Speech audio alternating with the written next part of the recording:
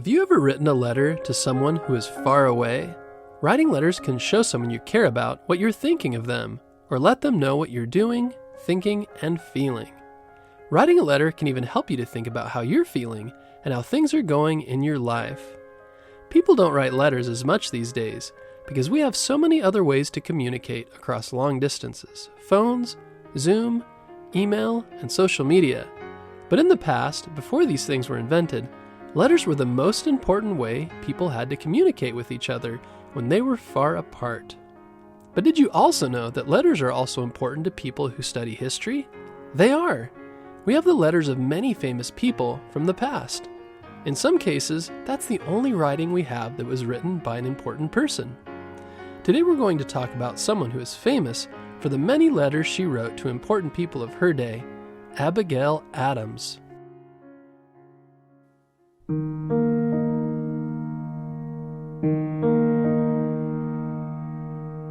Abigail was the wife of one U.S. president and the mother of another, but her story starts in Weymouth, Massachusetts in 1744, when the North American colonies were still part of England. Abigail was sick and weak at birth, but to everyone's surprise, she survived. Whether her parents realized it at the time or not, this strong will was a characteristic that Abigail would show throughout her life. She was a spirited and curious child who didn't have much use for the types of chores girls were expected to do in colonial America. Instead of sewing, churning butter, or spinning wool into yarn, Abigail preferred to read the books in her father's library, ask questions of his guests, and boss around her younger siblings. Even though she didn't get to go to school, Abigail was interested in philosophy, history, government, law, and many other subjects. Over time, she did learn to behave in the way people expected, but she never stopped reading, learning, or expressing her opinions. When she was 18, Abigail met a young, struggling lawyer named John Adams. The two fell in love and were married in 1764. Abigail's father, a minister, performed the ceremony. At first, the couple lived on a farm not far from Abigail's childhood home, with John practicing law from the house. After a few years, the family moved to the city of Boston, where John's law practice could grow. At this time, the American colonies were becoming unhappy with British rule. Britain had fought a war, the French and Indian War, to keep control of the American colonies. Britain won the war, but they had to borrow a lot of money to pay for it. They needed to pay that money back, so the British Parliament passed taxes on tea, paper, sugar, glass, and other goods in the colonies. The American colonists were upset because they didn't have a say in the taxes. Boston was full of people angry with the British king. They staged protests and boycotted or refused to buy British goods. John and Abigail watched all this and thought about how government should work and what rights people should have. John wrote pieces criticizing the taxes for the Boston newspaper.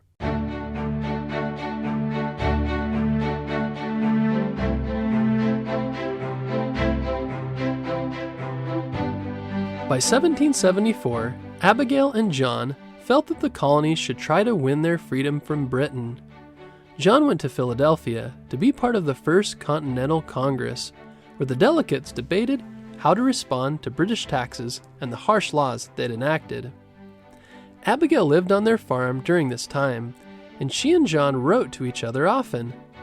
Though Abigail certainly had a lot to do running the farm and raising their 4 children, she used her letters to keep John informed of important events happening in their family and in Massachusetts. In 1775, John again took part in the Continental Congress.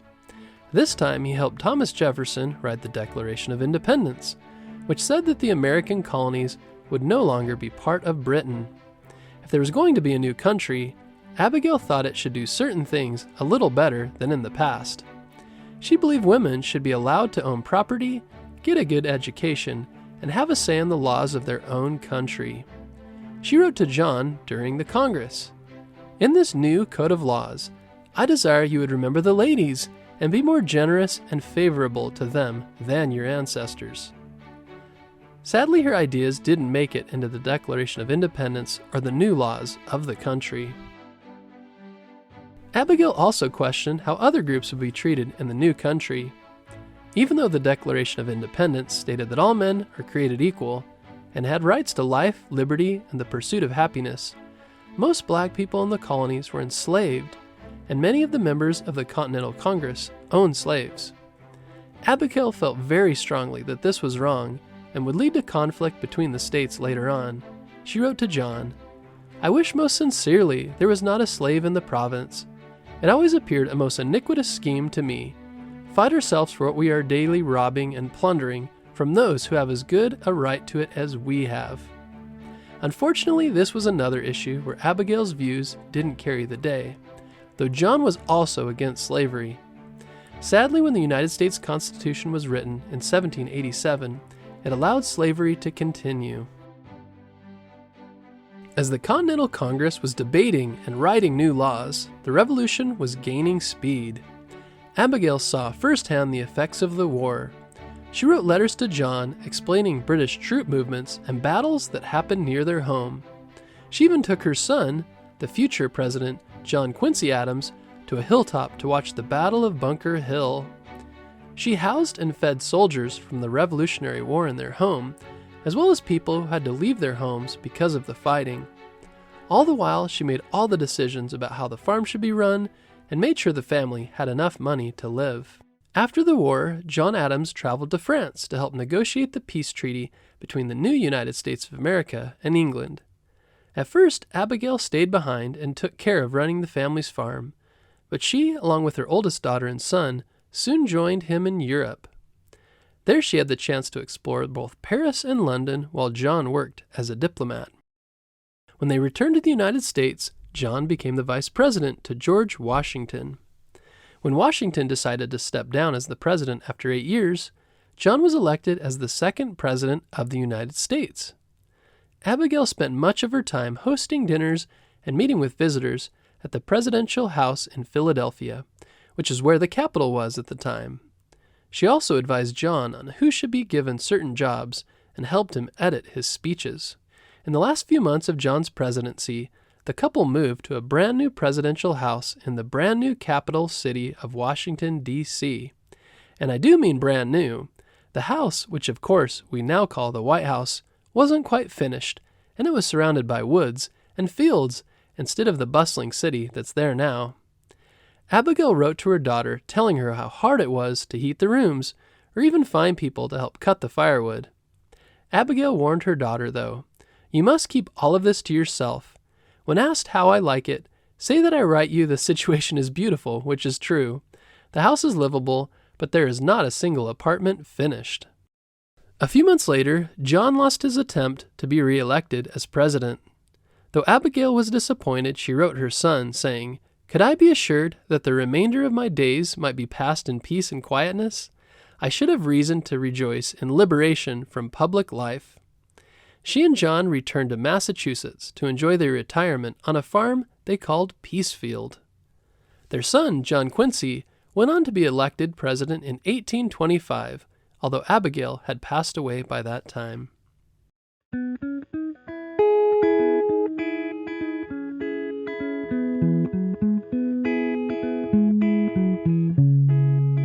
Even for people who are well known, being able to read their letters gives us a better idea of how they felt and reacted to events at the time.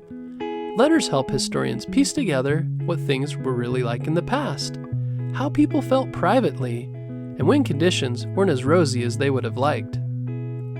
Letters show us how people felt about each other and how they supported each other.